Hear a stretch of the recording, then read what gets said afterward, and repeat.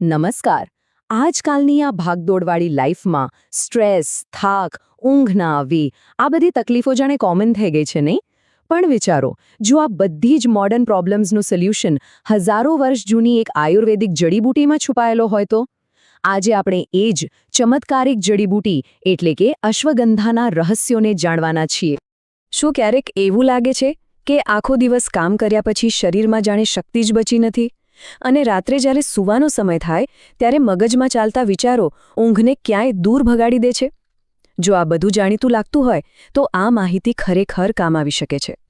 તો સૌથી પહેલાં એ સમજી લઈએ કે આ અશ્વગંધા આખરે છે શું અને આયુર્વેદમાં એને આટલું બધું મહત્વ કેમ આપવામાં આવ્યું છે. જુઓ, અશ્વગંધા કોઈ નવી શોધ નથી. હજારો વર્ષોથી આયુર્વેદમાં એનો ઉપયોગ થતો આવ્યો છે. આ એક છોડના મૂળમાંથી બને છે અને એને ઇન્ડિયન જિન્સેંગ તરીકે પણ ઓળખવામાં આવે છે. કેમ? કારણ કે એમાં શરીરને ફરીથી તાજગી આપવાની અને શક્તિ વધારવાની એક ગજબની તાકાત છે.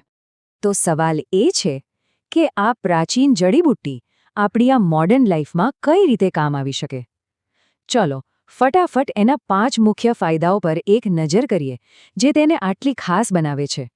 તો સૌથી પહેલો અને મોટો ફાયદો શરીરને તાકાત આપે છે. આખો દિવસ જે થાક અને કમજોરી લાગે ને એને દૂર કરે છે. પછી બીજું, જે કદાચ અત્યારના સમયમાં સૌથી જરૂરી છે, એ છે તણાવ ઓછો કરવો. ત્રીજું, જે લોકોને રાત્રે ઊંઘ નથી આવતી, વિચારો ચાલ્યા જ કરે છે, એમના માટે આ એકદમ બેસ્ટ છે, કારણ કે એ સારી ઊંઘ લાવવામાં મદદ કરે છે. ચોથો ફાયદો છે આપણી ઇમ્યુનિટી એટલે કે રોગપ્રતિકારક શક્તિ વધારવાનો. અને હા, પાંચમું, તે ખાસ કરીને પુરુષોમાં શક્તિ અને સ્ટેમિના વધારવા માટે પણ બહુ જ જાણીતું છે. આજકાલ તો ટેન્શન જાણે લાઈફનો એક ભાગ જ બની ગયો છે. એવામાં અશ્વગંધા એક નેચરલ અને સેફ ઉપાય તરીકે સામે આવે છે.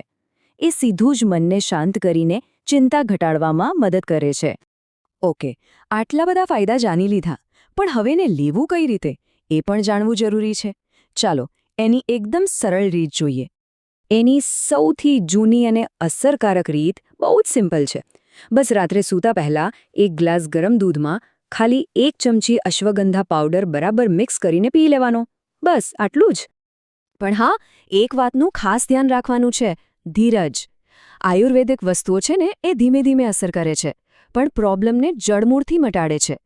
એટલે સારામાં સારા રિઝલ્ટ માટે ઓછામાં ઓછું 1 થી 2 મહિના સુધી રેગ્યુલરલી લેવું ખૂબ જરૂરી છે. તો આ આખી વાત પરથી શું શીખવા મળ્યું? ચાલો છેલ્લે એક વિચારવા જેવો મુદ્દો જોઈએ. આપણે બધા ટેકનોલોજી અને મોડર્ન સાયન્સના જમાનામાં જીવીએ છીએ, બરાબર? પણ અશ્વગંધા જેવી પ્રાચીન વસ્તુઓ આજે પણ આપણી આધુનિક સમસ્યાઓનો ઉકેલ આપી રહી છે. આ એ વાતનો પુરાવો છે કે ભવિષ્યના કેટલાક બેસ્ટ જવાબો કદાચ આપણા ભૂતકાળના જ્ઞાનમાં જ પડેલા છે. તો સવાલ એ છે કે શું આપણે આપણા આ પ્રાચીન વારસાને ફરીથી અપનાવવા માટે તૈયાર છીએ?